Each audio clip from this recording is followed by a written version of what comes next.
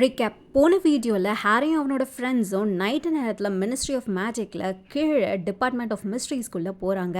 Harry அவங்களுக்கு அவன் கண்ட கனவுல இருந்து வழி சொல்லறான். முதல்ல ரொம்ப குழப்பமாக இருந்தாலும் கரெக்டான வழியில் போயிடுறாங்க. அவன் கிளாஸ் ஆர்ப்ஸாக இருக்கிற அந்த ரூம்குள்ளே போயிடுறான். அங்கே அவங்க சீரியஸை தேடுறாங்க. ஆனால் சீரியஸ் அங்கே இல்லை. ஆனால் ஹாரியோட பேர் போட்ட ஒரு நேம் கார்டு கிளாஸ் ஆர்புக்கு பக்கத்தில் இருந்தது. ஹாரி அந்த கிளாஸ் ஆர்பை கையில் எடுக்கிறான்.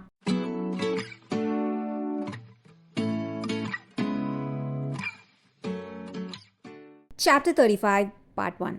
அவங்கள சுற்றிலும் இப்போ கருப்பான உருவங்கள் நிறைய தோன்ற ஆரம்பிக்குது. அவங்களோட வழியை மறைக்கிறாங்க. எல்லாரும் ஹூட் போட்டிருக்காங்க. ஜின்னி பயத்தில் லைட்டாக அலறா. என்கிட்ட கொடு பாட்டர் அப்படின்னு லூசியஸ் மால்ஃபாயோட வாய்ஸ் கேட்குது. ஹாரியோட வயிறு பெரட்ட ஆரம்பிச்சிடுச்சு. அவங்க நல்லா மாட்டிக்கிட்டாங்க. அவங்க இருக்கிற ஒருத்தருக்கும் 2 பேர் இருக்காங்க. என்கிட்ட அப்படின்னு மால்ஃபாய் திரும்பவும் சொல்லறாரு. சீரியஸ் எங்க அப்படின்னு ஹாரி கேட்குறான். ஹூட் போட்டு இருந்த டெத் ஈட்டர்ஸ் எல்லாரும் சிரிக்கிறாங்க. டார்க் லார்டுக்கு நல்லாவே தெரியும் அப்படின்னு ஒரு ஃபீமேல் வாய்ஸ் கேட்குது. ஆமா எப்பவுமே அப்படின்னு மால்ஃபாய் சொல்லிட்டு என்கிட்ட அந்த ப்ரொஃபஸியை குடு பாட்டர் அப்படின்னு கேட்குறாரு. எனக்கு சீரியஸ் எங்கே இருக்காருன்னு தெரிஞ்சுக்கணும் அப்படின்னு ஹாரி சொல்லறான். எனக்கு சீரியஸ் எங்கே இருக்காருன்னு தெரிஞ்சுக்கணும் அப்படின்னு அவனுக்கு பக்கத்தில் இருந்த லேடியும் சிரிச்சுக்கிட்டே மிமிக் பண்ணுது. எல்லா டெத் ஈட்டர்ஸும் இப்போ ஹாரியும் அவங்களோட ஃப்ரெண்ட்ஸையும் டைட்டாக சுற்றி ஒரு சர்க்கிளாக ஃபார்ம் ஆயிட்டாங்க. நீங்கள் தானே அவர் இங்கே பிடிச்சு வச்சிருக்கீங்க, எனக்கு தெரியும் அவர் இங்கே தான் இருக்காரு அப்படின்னு ஹாரி சொல்லறான். சின்ன குழந்தை இப்போதான் தூக்கத்துலேருந்து எந்திரிச்சிருக்காது. கனவு கண்டதை உண்மைன்னு நினச்சிருச்சு. பயந்து போயிருக்க அப்படின்னு அந்த லேடி திரும்பவும் சொல்லுது. ஹாரிக்கு பக்கத்தில் ரான் டென்ஷன் ஆகிறத ஃபீல் பண்ணறான். எதுவும் இப்போ பண்ணாத, இன்னும் இப்போ கிடையாது அப்படின்னு ஹாரி சொல்லறான். ஹாரியை மிமிக் பண்ண அந்த லேடி இப்போ பயங்கர சத்தமாக சிரிக்குது. ஏன் அவன் சொல்கிறத கேட்டியா நீ? மற்றவங்களுக்கு இன்ஸ்ட்ரக்ஷன்ஸ்லாம் கொடுக்குறான். என்னமோ அவன் நம்மளை ஃபைட் பண்ண போகிறான்னு நினச்சிக்கிட்டு இருக்கான் அப்படின்னு அவங்க சொல்லி சிரிக்கிறாங்க. பெலாட்ரிக்ஸ், உனக்கு பாட்டரை எனக்கு தெரிஞ்ச மாதிரி தெரியாது. ஹீரோயிசம் காட்டுறதுனா அவனுக்கு ரொம்ப பிடிக்கும். இது டார்க் லார்டுக்கு நல்லாவே தெரியும். இப்போ என்கிட்ட ப்ரொஃபஸியை கூட பாட்டர் அப்படின்னு மால்ஃபாய் சொல்லறாரு. சீரியஸ் இங்கே தான் இருக்காருன்னு எனக்கு தெரியும், நீங்கள் தான் பிடிச்சு வச்சிருக்கீங்க அப்படின்னு ஹாரி சொல்லறான். இப்போ எல்லா டெத் ஈட்டர்ஸும் சிரிக்கிறாங்க. கனவுக்கும் நிஜத்துக்கும் இருக்கிற டிஃப்ரென்ஸை கற்றுக்கோ பாட்டர். இப்போ என்கிட்ட ப்ரொஃபஸியை கூட இல்லைன்னா நாங்கள் வான்ஸ் தான் யூஸ் பண்ண வேண்டியிருக்கோம் அப்படின்னு மால்ஃபாய் சொல்கிறாரு. சரி அப்போ யூஸ் பண்ணுங்க அப்படின்னு ஹாரி சொல்லிட்டு அவனோட வாண்டை அவருக்கு நேராக நீட்டுறான். அவன் பண்ண உடனே அவன் சைடில் இருந்த அவனோட ஃப்ரெண்ட்ஸும் எல்லாரும் அவங்களோட வான்ஸை நீட்டுறாங்க.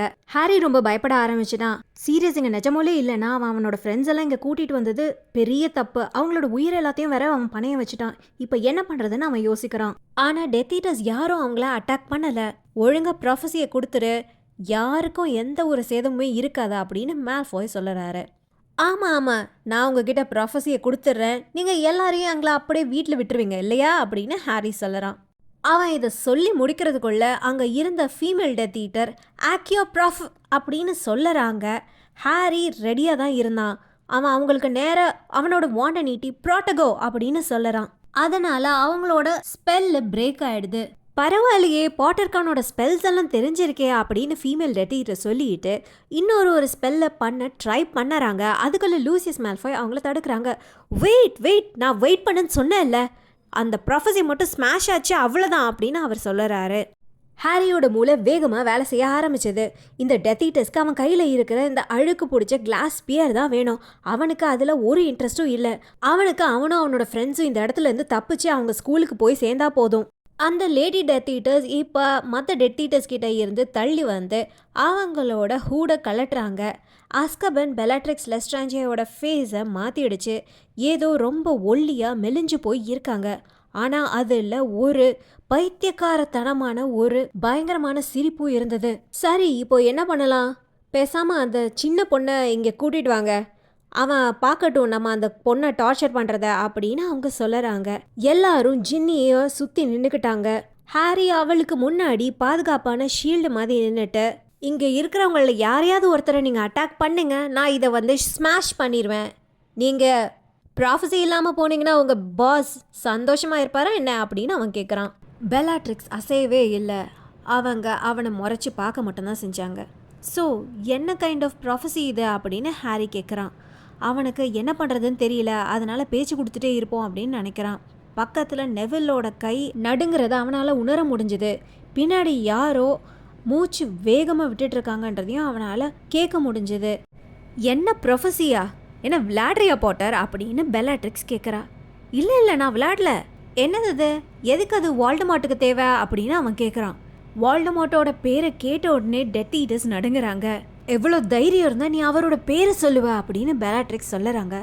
எனக்கு அதனால ஒரு பிரச்சனையும் இல்லை அப்படின்னு ஹாரி சொல்லிக்கிட்டு இருக்கான். வாயை மூடு, உன்னோட தகுதி இல்லாத வாயில அவரோட பேரை சொல்லாத, உன்னோட ஹாஃப் பிளட் டங்கால அதை பத்தி பேசாத அப்படின்னு அவங்க சொல்லிக்கிட்டு இருக்காங்க.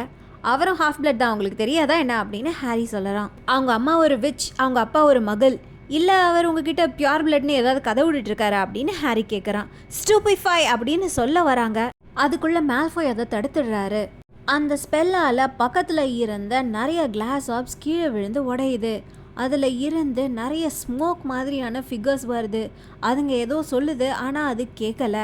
பெல்லாட்ரிக்ஸும் மால்ஃபாயும் கத்தி சண்டை போட்டுக்கிட்டு இருக்காங்க. அட்டாக் பண்ணாத, நம்மளுக்கு அந்த ப்ராஃபஸி வேணும் அப்படின்னு மால்ஃபாய் கத்துறாரு. அவன் எவ்வளோ தைரியம் இருந்தா அப்படின்னு பெல்லாட்ரிக்ஸ் கத்திக்கிட்டு இருக்காங்க. நம்ம கிட்ட ப்ராஃபஸி வர வரைக்கும் வெயிட் பண்ண அப்படின்னு மால்ஃபாயும் பதிலுக்கு கத்துறாரு. நீங்கள் 2 பேரும் இன்னும் என்கிட்ட இந்த ப்ராஃபஸி எதனால ஸ்பெஷல்னு சொல்லவே இல்லையே அப்படின்னு அவன் கேட்குறான். விளையாடாத போட்டர் அப்படின்னு மால்ஃபாய் திரும்பவும் சொல்கிறாரு. நான் விளையாடலை அப்படின்னு அவன் சொல்லறான். அவனுக்கு பின்னாடி இருந்தது ஹெர்மைனின்னு அவனுக்கு தெரிஞ்சது. அவனோட காலால் மெதுவாக அவளோட காலை மிதிக்கிறான். ஹெர்மைனி மெதுவாக என்னது அப்படின்னு முணுமுணுக்கிறா. டம்பிள்டர் உன்னோட ஸ்கார் வந்ததுக்கான ரீசன் டிபார்ட்மெண்ட் ஆஃப் மிஸ்ட்ரீஸில் இருக்குன்னு சொல்லவே இல்லையா அப்படின்னு மால்ஃபாய் கேட்குறாரு. என்னது அப்படின்னு ஹாரி கேட்குறான். அவன் என்ன பிளான் பண்ணான்றத மறந்துட்டான். என்னோட ஸ்காருக்கு என்ன அப்படின்னு அவன் கேட்குறான். என்னது அப்படின்னு ஹெர்மைனி திரும்பவும் அவன் பின்னாடி இருந்து கேட்குறா. உனக்கு தெரியாதா, டம்பிள்டோர் உனக்கு சொல்லலையா அப்படின்னு மால்ஃபாய் கேட்குறாரு. பக்கத்தில் இருந்த டெத் ஈட்டர்ஸ் எல்லாம் சிரிக்கிறாங்க. அந்த சவுண்டில் ஹாரி ஹெர்மைனி கிட்ட மெதுவாக வாயை எவ்வளோ ஓப்பன் பண்ண முடியாமல் பேச முடியுமோ அவ்வளோ க்ளோஸ்டாக வச்சுட்டு பேசினான். நான் இப்போன்னு சொல்லும் போது ஷெல்ஸ் எல்லாத்தையும் உடங்க அப்படின்னு ஹாரி சொல்லறான். டார்க்லாட் அப்போவே யோசிச்சாரு, ஏன் நீ அவர் அந்த இடத்த காமிச்சதும் நீ ஏன் ஓடி வரலன்னு, உன்னோட நேச்சுரல் கியூரியாசிட்டி அதோட எக்ஸாக்ட் வேர்டிங்கை கேட்கணும்னு நினச்சிருக்குமே அப்படின்னு அவர் எதிர்பார்த்தாரு. அப்படியா அப்படின்னு ஹாரி கேட்குறான். ஆனால் ஏன் நான் அதை எடுக்கணும்னு அவர் நினைக்கிறாரு, ஏன் அப்படின்னு சொல்லிட்டு ஹாரி கேட்குறான். ஏன்னா அந்த ப்ராஃபஸியை எடுக்க முடிஞ்சது அந்த ப்ராஃபஸியில் யாரை பற்றி சொல்லியிருக்காங்களோ அவங்களால மட்டும்தான். இதை டார்க் லார்ட் அவர் மற்றவங்கள யூஸ் பண்ணி அதை எடுக்க நினச்ச போது தான் கண்டுபிடிச்சாரு அப்படின்னு மால்ஃபாய் சொல்லுறாரு. என்னை பற்றின ப்ராஃபஸி அவருக்கு எதுக்கு அப்படின்னு ஹாரி கேட்குறான். உன்னை மட்டும் இல்லை, உங்கள் 2 பேர்த்தையும் பற்றின ப்ராஃபஸி அது அப்படின்னு மால்ஃபாய் சொல்ல ஆரம்பிக்கிறாரு. நீ குழந்தையா இருக்கும் போதே உன்னை கொல்லணும்னு ஏன் டார்க் லார்ட் ட்ரை பண்ணாருன்னு எப்பயாவது யோசிச்சிருக்கியா அப்படின்னு அவர் கேட்குறாரு. அவனோட அப்பா அம்மா இறந்ததுக்கும் அவனுக்கு அந்த ஸ்கார் வந்ததுக்கான காரணம் இப்போ அவனோட கையில் தான் இருக்கா அப்படின்னு ஹாரி யோசிக்கிறான்.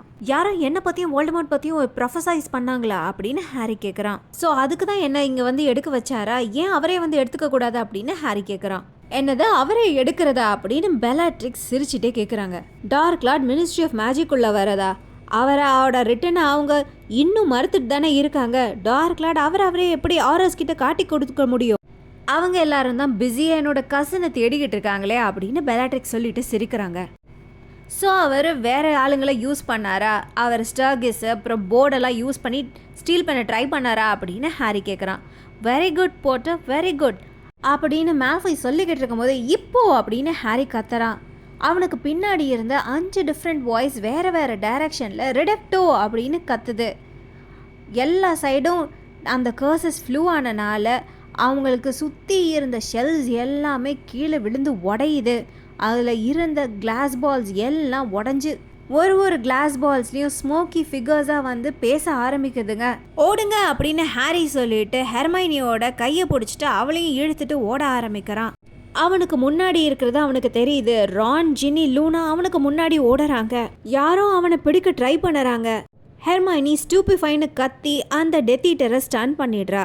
அவங்க இப்போ ரோ 97ஓட எண்டுக்கு வந்துட்டாங்க. ஹாரி வலது பக்கமாக திரும்பி வேகமாக ஓட ஆரம்பிக்கிறான். அவனுக்கு பக்கத்துலேயே வேற யாரோ ஓடி வர்ற சத்தமும் அவனுக்கு கேட்குது. அவனுக்கு கொஞ்ச தூரத்தில் அவங்க வந்த கதவு திறந்துருக்கிறது தெரியுது.